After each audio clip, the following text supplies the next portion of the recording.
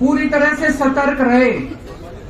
आखिरी तक अगर हार भी रहे हैं तब भी उठ के ना आए। कई बार क्या होता है, 1 राउंड में, 2 राउंड में, 3 राउंड में हार गए तो उठ के चले जाते हैं। उठ के नहीं जाना।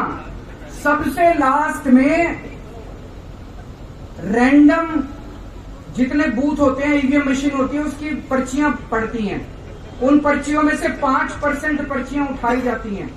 उन 5% ईवीएम की मैचिंग वीवीपैट की स्लिप से कराई जाती है।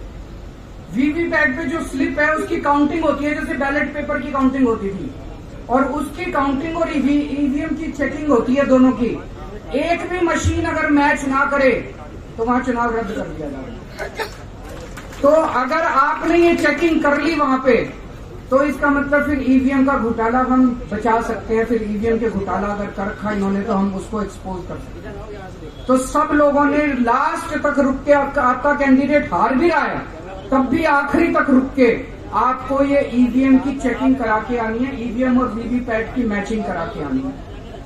एक थ्योरी ये चल रही है कि इन्होंने इतना ज्यादा सीटें इसलिए दिखाई क्योंकि इनके लोगों ने शेयर मार्केट में इन्वेस्ट कर रखा है, और कल जब शेयर मार्केट खुले तो बम्पर होगा तो ये अपने शेयर बेच बाच के खुद तो निकल लेंगे। बाकी एक थ्योरी ये चल रही है कि अफसरशाही पे दबाव डालने के लिए अगले 3 दिन में अफसरों से उल्टे सीधे काम कराने के लिए एक माहौल बना दिया गया। भाई आ तो हम ही रहे हैं तो हमारी बात मानो, उल्टे सीधे काम करो, काउंटिंग में गड़बड़ कराएंगे, सब कुछ करेंगे। लेकिन फिर से मैं कह रहा हूं, अपने को, अपने काउंटिंग एजेंट, एआरओ, सब आरओ, सब लोगों को अपने को ट्रेन करके भेजना है और अपने को चौकन्ना रहना है।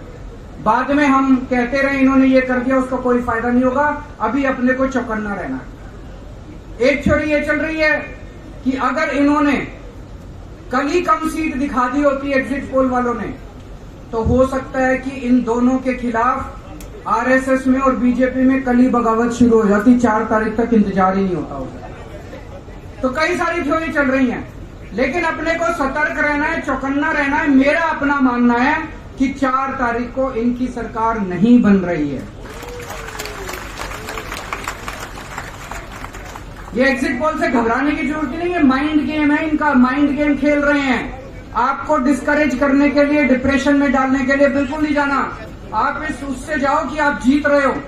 आप अपने उस कॉन्फिडेंस से जाओ कि आप जीत रहे हो, और आखिरी तक आपको बैठे रहना है, किसी भी हालत में बैठे रहना है आपको। हमें हर एक को लड़ना पड़ेगा। ये चुनाव किसी पार्टी का या किसी नेता विशेष का नहीं है। ये चुनाव इस देश को बचाने के लिए है, इस देश में जनतंत्र को बचाने के लिए है। जिसके लिए भगत सिंह, गांधी जी सब लोग लड़े थे, वही माहौल आज है। जिस तरह से हमने अंग्रेजों को हटाया था, आज इस सत्ता को अपने को हटाना है।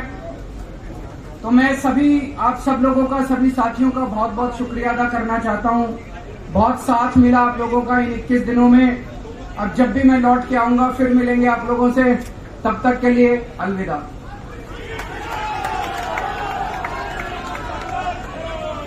सारे लोग राष्ट्रगान के लिए खड़े हुए।